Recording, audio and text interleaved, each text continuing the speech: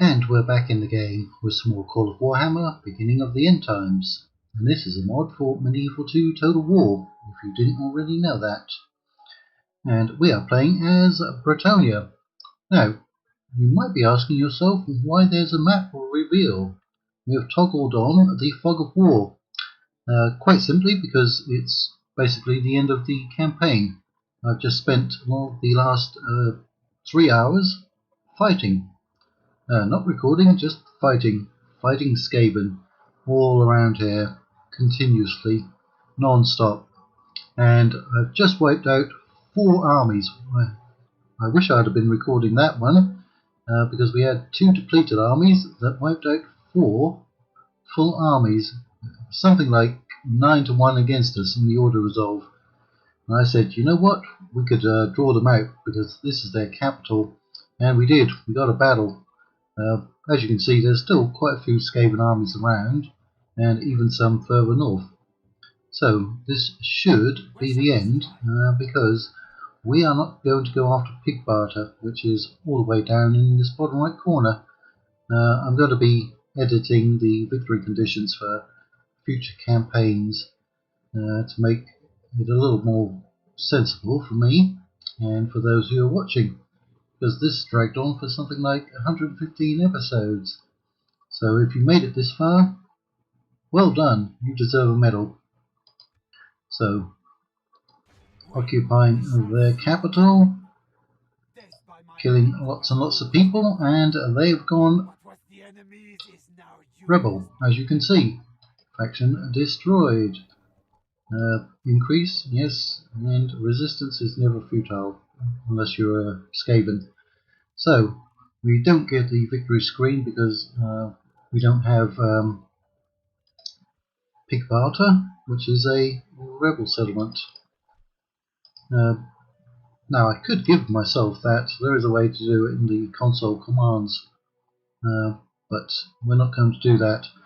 What I thought I would do is actually show you the next faction we're going to be playing as.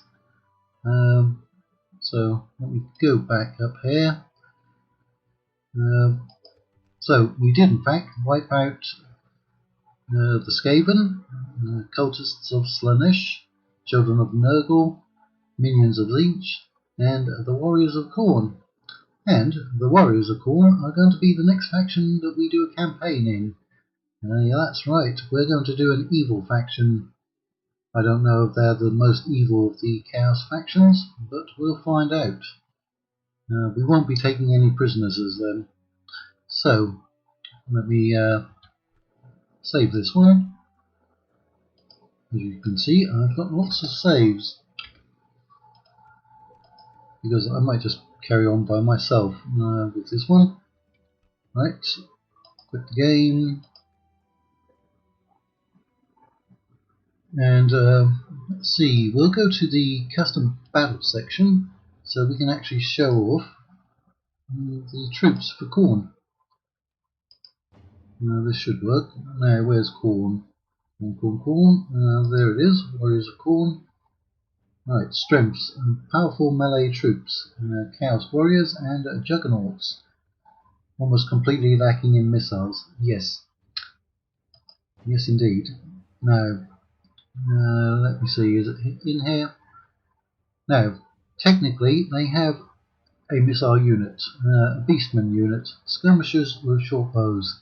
They're not particularly good, however in the game they have not been properly loaded. Now, if you play as Khorne, you do not get access to them. I need to go in and edit the files so we do get access to them, and that will be our only missile unit, except for a mounted unit, the Marauder Horsemen.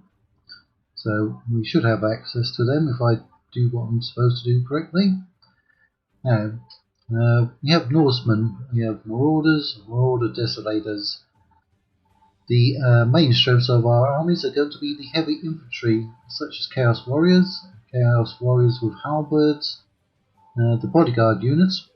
There is, I think, a mix of infantry and cavalry bodyguards, but we also have a lot of monstrous units. We have Chaos Giants, we have Minotaurs, Chaos Ogres, Chaos Spawn. I don't think I've ever seen the Chaos Spawn in any campaign. I'll have to check to make sure that they're not bugged out either. We have Chaos Trolls.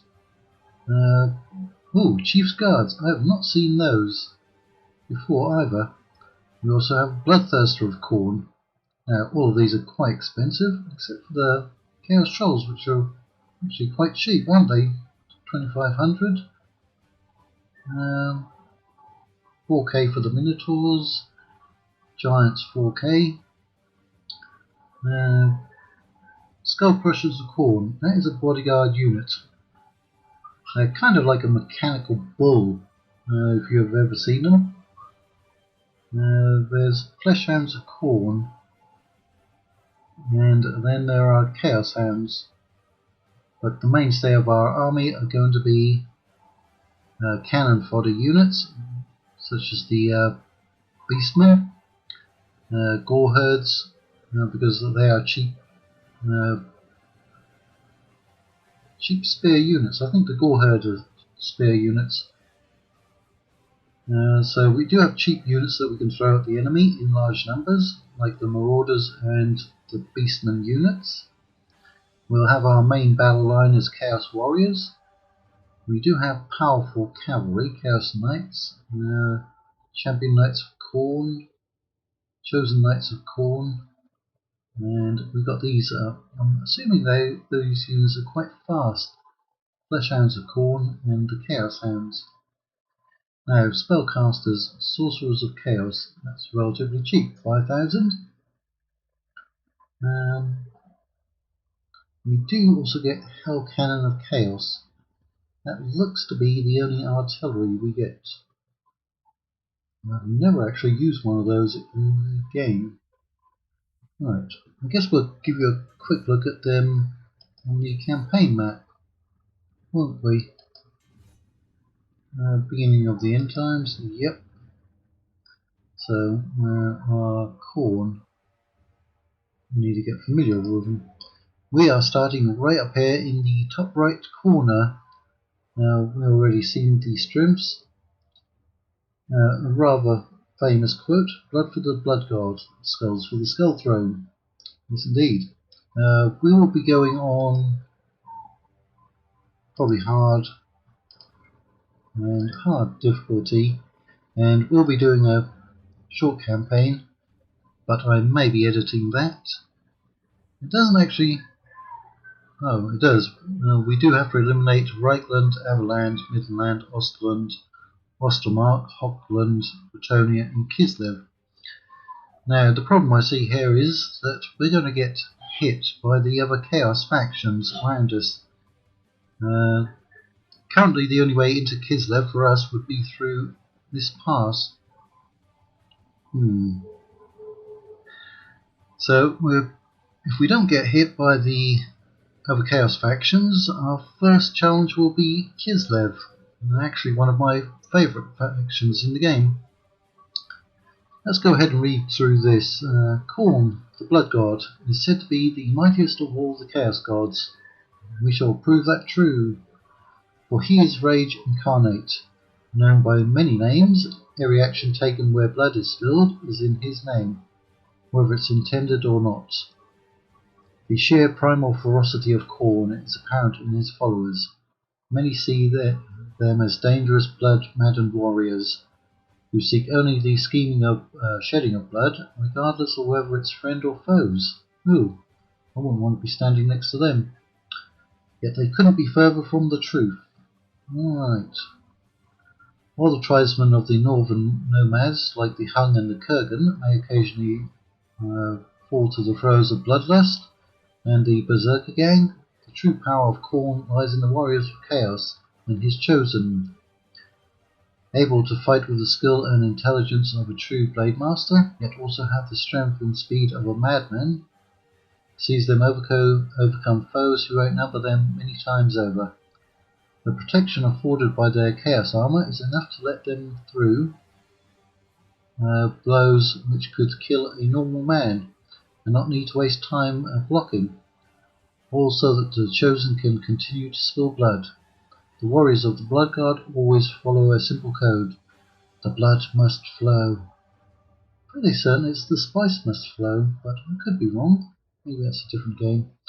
It matters not from whence it flows. All that matters is that it does. Alright. So, we would need to hold Reichland, Everland, Midland, Peak Pass, and the Eastern Oblast. So, that's who we'll be playing as next. So, I hope you pop in to watch us play as Khorne and spill the blood of as many innocents as possible. And hopefully it will be a considerably shorter campaign than the Brettonian one was. And thank you all for watching the Brettonian campaign and any other videos that you like on my channel.